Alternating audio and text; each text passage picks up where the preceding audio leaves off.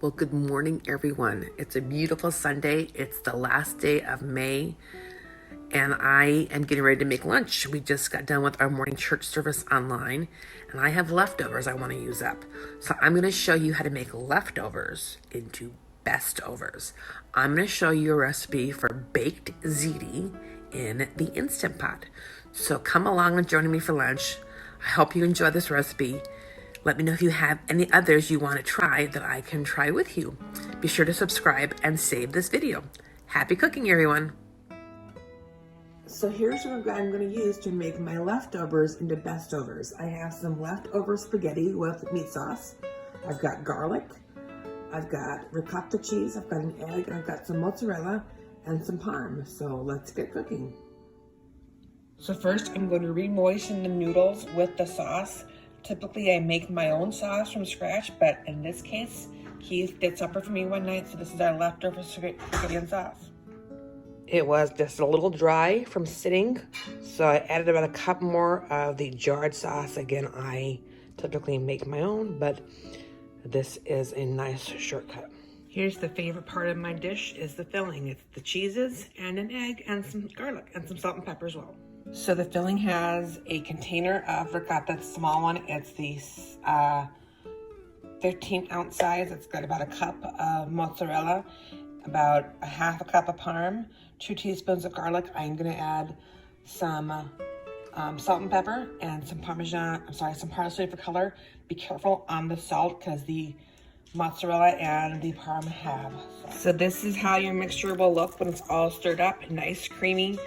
Some people like heat. You can either add some red pepper flakes to your cheese mix or to your pasta mix. Your pasta mix can be noodles, spaghetti noodles, egg noodles, not egg noodles as much, but penne pasta, but just whatever you've got for leftovers. So I am gonna probably add just a touch of red peppers because I love heat. So I did add about 3/4 of a teaspoon. Again, this step is optional. That's why I did not list it as an ingredient because you don't need to do this. This is the pan that's going to go inside my Instant Pot. The bottom slides out. Oops, make a lot of noise here.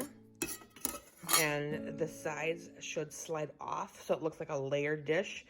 I did buy this on Amazon and I use it for several different things, including cinnamon rolls, cakes, a whole slew of options. So this will fit in my 6-quart and my 8-quart IP. I do grease it, and I do also put a non-stick liner. People use this pan with one hand, but people use this pan for cheesecake. So here's how the pan looks when it's prepped. It's got the liner on the bottom, and I sprayed the sides as well. Now I'm going to start layering.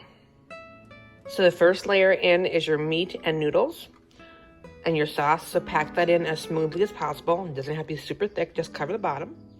And then you're going to add a layer of your cheese filling. You're going to smooth that around. It will be about half your filling. You should have enough for 2 layers of cheese filling and 2 layers of noodle sauce and meat filling. So there's the second layer of meat. And there's the second layer of cheese filling. I am going to also put some more mozzarella cheese on top. So there's about 1/4 cup to 1/2 cup of mozzarella cheese on top. You want to cover your pan with foil before putting it in your Instant Pot. Here's a little tip I learned to keep it from sticking is spray it with non-stick spray, and it should keep your cheese from sticking. You do need to do this step because pressure builds up in the Instant Pot and water produces steam, which will make your pasta mushy. I've covered my pan in foil and I have it pretty snug around the edges. And you see I have it sitting on a rack that's going to go inside the Instant Pot. I have about 1/2 cup of water in the pot to help build up the pressure. This is called pot-in-pot cooking, just so you know. Make sure the water does not touch the bottom of the pan because it will seep in and make the bottom wet. So just enough water to build up pressure.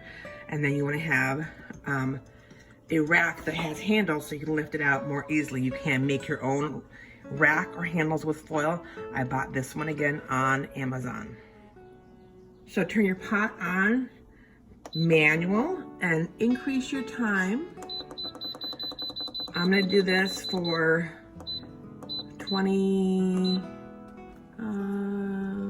25 minutes. So put your lid on and seal it. Make sure it is pressure rising. My lid is set to seal. My timer is set, and this should go off in just a few minutes and cook for 25 minutes. This does not need a natural release. As everything is done, you could do a quick release when the timer is off. Okay, the pressure has been released and it's out of the pot. Let's take a peek and see how this looks.